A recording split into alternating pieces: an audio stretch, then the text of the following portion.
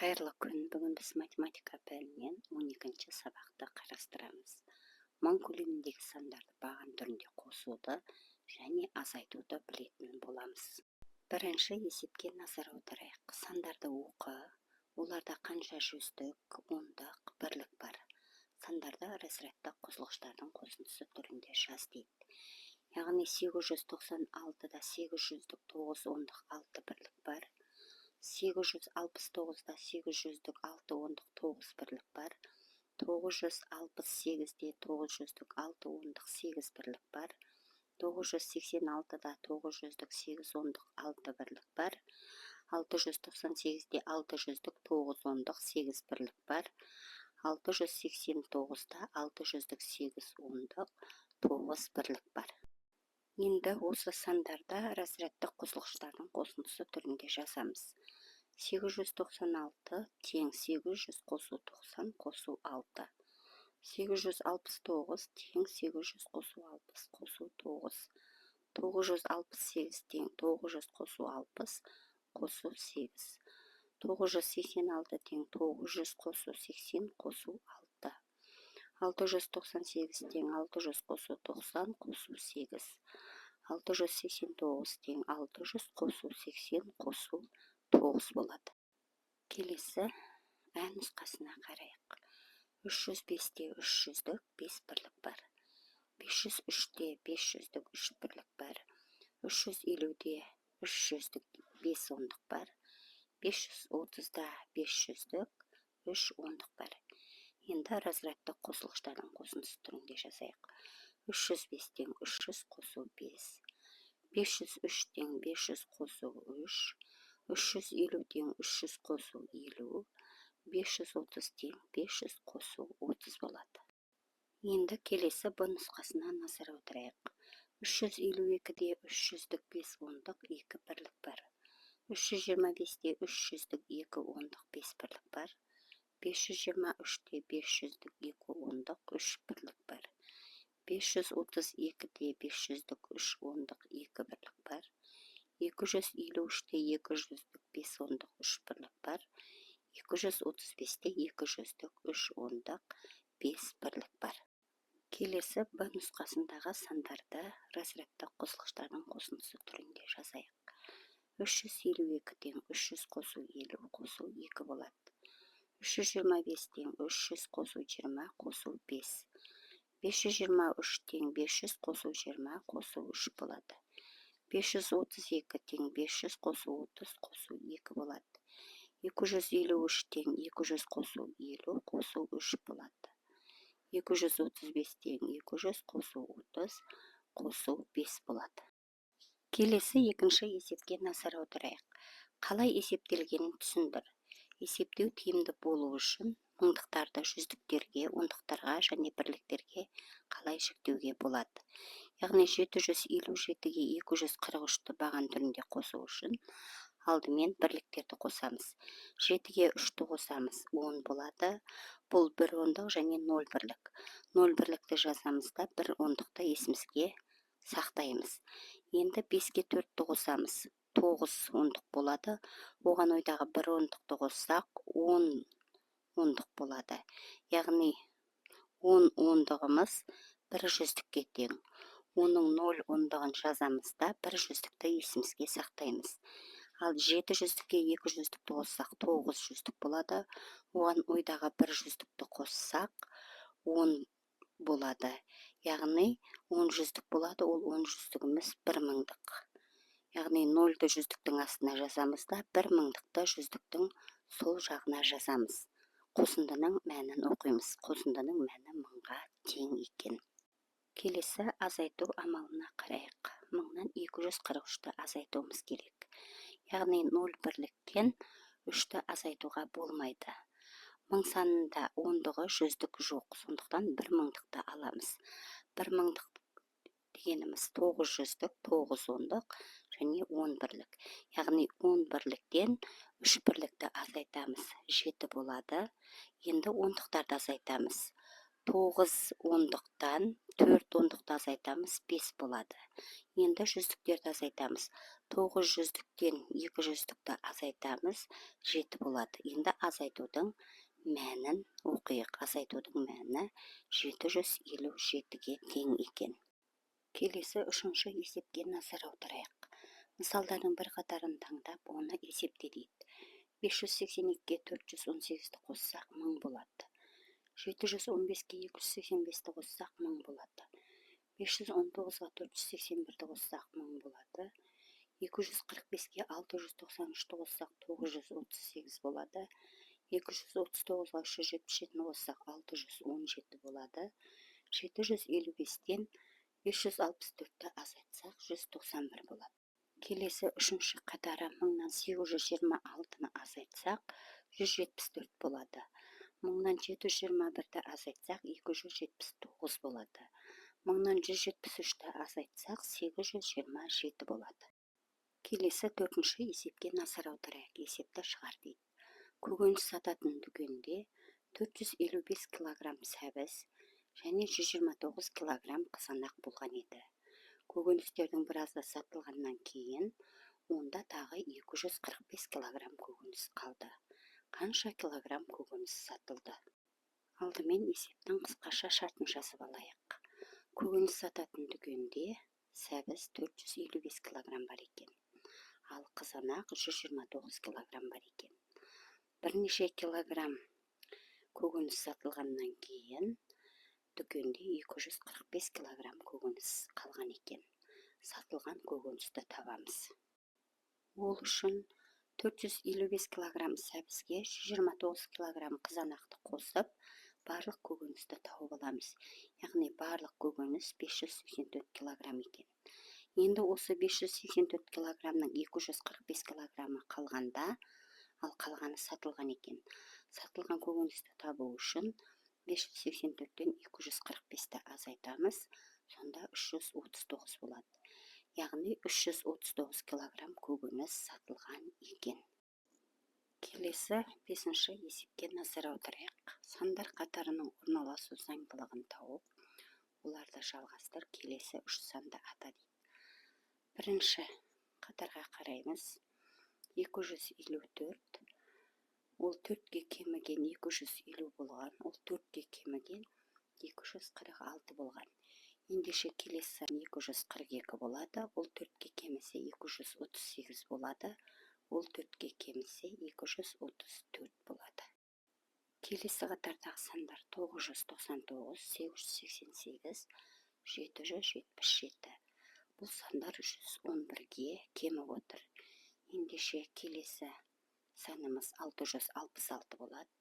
Одан кейін 555 болады. Ол 111-ге кемісе 444 болады. Енді келесі үшінші қатарға қарайық. Үшінші қатардағы сан 500, ол 50-ге кеміпті, 450 болды. 450-ге кемегенде 400 болады. 450-ге кемісе 350, 350-ге кемісе 300, 350-ге кемісе 250 болады. Яғни заңдылыққа сәйкес әрбір келесі сан қалай пайда болады? Әрбір келесі сан қандай да бір арифметикалық амалды орындау арқылы шығады екен. Сандар қатарын қалай шығаруға болады? Бірінші қадам, қатар тұрған екі санның айырмасын білу. Мысалы 254 азайту 250 тең 4. Екінші қадам, қатардың құрылу заңдылығын анықтау. Әрбір келесі сан алдыңғы саннан 4-ге кем. Үшінші қадам, осы заңдылықтың басқа сандар қатарында орындалуын тексеру. 250-ден 246-ны алсақ 4 болады. Заңдылық расталды. Төртінші қадам, осы заңдылықты пайдаланып, қатардың келесі санын анықтау керек. Яғни 246-дан 4-ті азайтамыз, 242. Яғни келесі сан 242 екен. Келесі алтыншы есепке назар аударайық. Есепті шығар дейді. А нұсқасына қараймыз. Қала саябағында 230 терек өсіп тұр. Ал қара ағаш одан 125-ке артық. Қала саябағында барлығы қанша ағаш өсіп тұр дейді. Алдымен есептің қысқаша шартын жазып аламыз. Қала саябағында 230 терек өсіп тұр екен. Ал қара ағаш белгісіз. Теректен 125-ке артық екен. Алдымен қара ағашты тауып аламыз. Одан кейін барып, қала саябағындағы барлығы қанша ағаш өсіп тұрғанын табамыз. Ол үшін 230-ға 125-ті қосып, қара ағашты тауып аламыз. Яғни қала саябағында 355 қара ағаш өсіп тұр екен. Енді барлық ағашты табу үшін 230 терекке 355 қара ағашты қосамыз. Сонда 585 болады. Яғни қала саябағында барлығы 585 ағаш өсіп тұр екен. Енді осы 6-шы есептің ән нұсқасына назар аударайық. Учаскеге 132 түп таңқурай, одан 50 түп кем қарақат, ал қарақатқа қарағанда 54 түп қарлыған артық отырғызылды. Учаскеге қанша түп қарлыған отырғызылды дейді. Алдымен есептің қысқаша шартын құрып аламыз. Учаскеге 132 түп таңқурай отырғызылған екен. Ал қарақат белгісіз. Ол таңқурайға қарағанда 50 түп кем. Яғни 50 түп аз отырғызылған екен.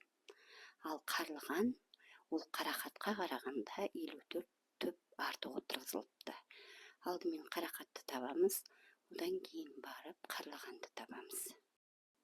Ол үшін 132-ден 50-ді азайтып, қарақатты тауып аламыз.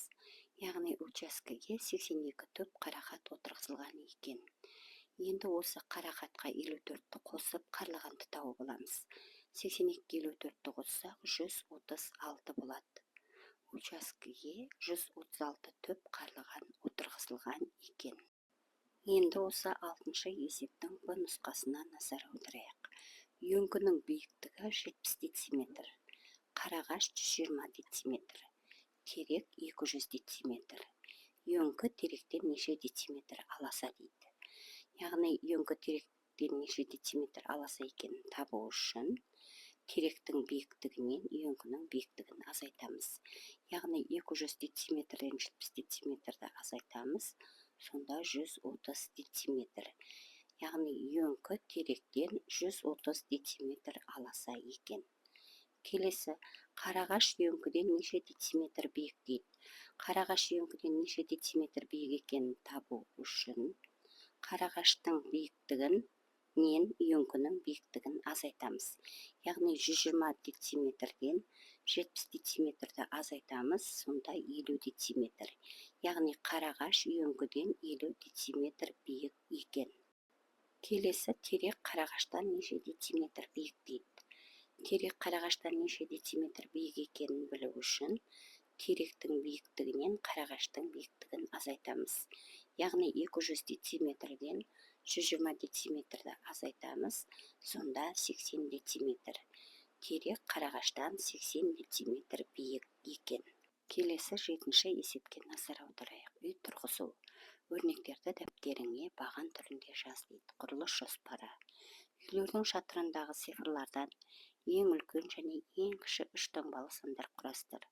Олардың айырмасын тап дейді. Бірінші үйдің шатырында 5, 9 және 7 деген цифрлар берілген.